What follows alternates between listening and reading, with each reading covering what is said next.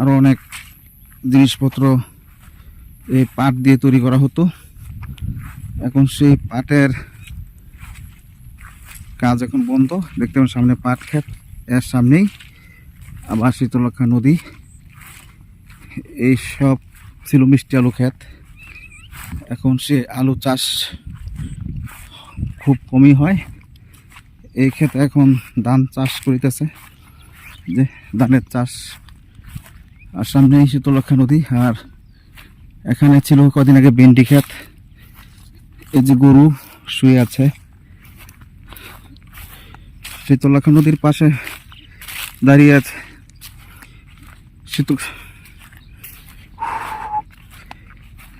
হাঁটতে হাঁটতে ক্লান্ত হয়ে গিয়েছি।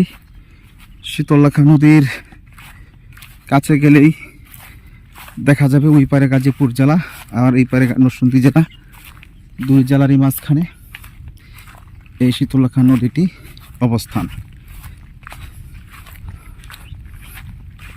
ওই যে দেখেন কি সুন্দর পরিবেশ। নদীর পাড়ে ঘোড়া গাড়ি হাঁটা চলা খুবই ভালো লাগে।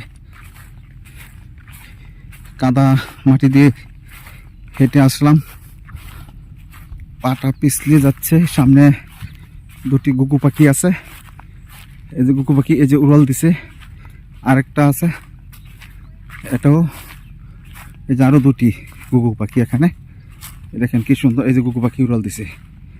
খুবই সুন্দর গুগু পাখিটি উড়ে যাচ্ছে এইদিকে। আবার দেখেন নদীর পাড় দিয়ে কি সুন্দর গাছ লাগিয়ে দেওয়া হয়েছে। গাছগুলো যখন বড় হবে তখন এখানে অনেক সুন্দর দেখাবে। এখানে ছায়া পড়বে, সেই ছায়া দিয়ে বসে থাকলে অনেক ভালো লাগবে। মাঝে মধ্যে আমি এখানে এসে বসে থাকি এই কদম গাছের তলে। এখানে একটি ম্যান্ডা গাছ ছিল, ম্যান্ডা গাছটি এখন নেই। থাকলে হয়তো এই ছায়ার তলে বসতাম।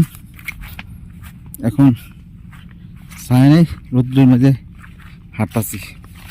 দেখেন আমাদের শীতলক্ষা নদী। এই যে পানিতে নামলাম, এই যে পানি পা। ওই যে এখানে একটা জাল দিছে, একটা খরা জাল।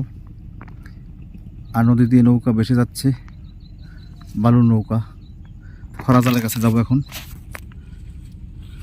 যেখান দিয়ে যাওয়ার রাস্তা আছে কি নাকি নাই দেখলে বলতে পারবো কোন দিক দিয়ে যাই।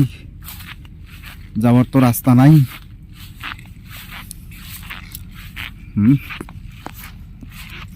আজকে এখানে শেষ করছি।